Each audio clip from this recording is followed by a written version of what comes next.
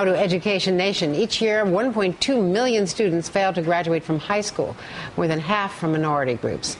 The New Options Project provides an alternative for 18 to 24-year-olds who have not graduated, trying to connect them with meaningful jobs. In a high unemployment time, that is difficult indeed. Angela Cobb leads the New Options Project, an initiative of the Kellogg Foundation, and joins us now.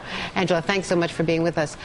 Let's talk about where you can find jobs for these high school dropouts, because what we've known in all of the data is that you have to graduate from college to even get some of these better jobs that are out there, the jobs that are not being filled.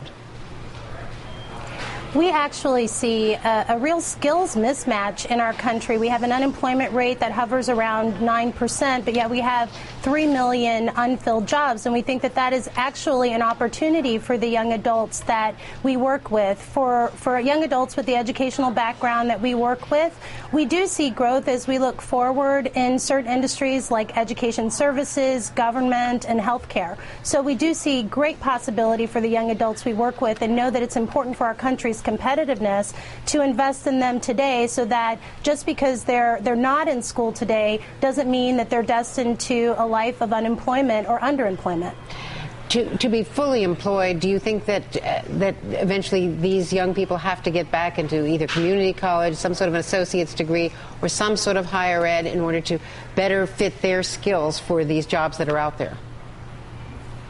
Education and training is a really important component for young adults who've become disconnected from the traditional education system and from work. But the first step for many young adults is actually connecting them to employment so that they can begin learning a wage, start to identify career paths and career options for themselves, and then there's greater context for their education. So it then makes more sense to go get their GED or their high school diploma, or to get technical training, or to begin pursuing coursework at a community college or a four-year college. So education is absolutely a key component to helping them not only get into the workforce and get their first jobs, but also to move along a career path that will lead them to greater sustainability.